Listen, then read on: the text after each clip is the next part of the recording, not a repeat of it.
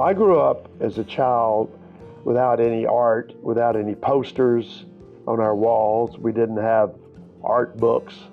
And my visual education and spiritual education with nature was the East Texas landscape.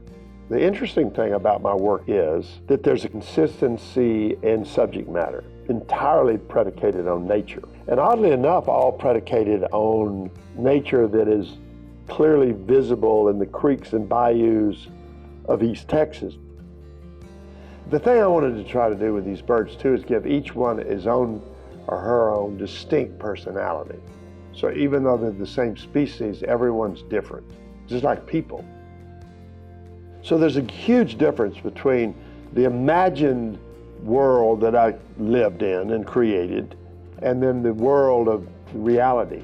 And camping in the East Texas woods and fishing in all those bayous when I was a kid with my father, that's where the imagery that formed me as an artist came from. And that imagery is seared into my soul. And this is my favorite fish forever, is an alligator gar. But it's an alligator gar drawn in the middle of the night in Soho, New York. One of the ways that I try to is to have the painting have visual devices to bring you into it, as opposed to just be a flat surface that has no depth. As a lot of it has to do with color and lights and darks, but also it has to do with compositional elements that bring you in and move you around within the painting.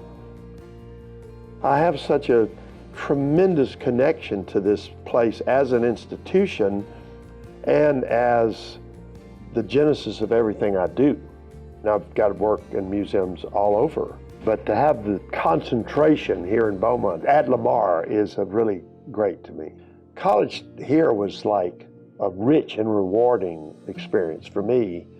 It was a combination of learning about your craft. It was like also having 4 years of very extensive and very rewarding therapy where, you learn how to become something better. And it's at a university that I owe everything to as a visual artist and as a man.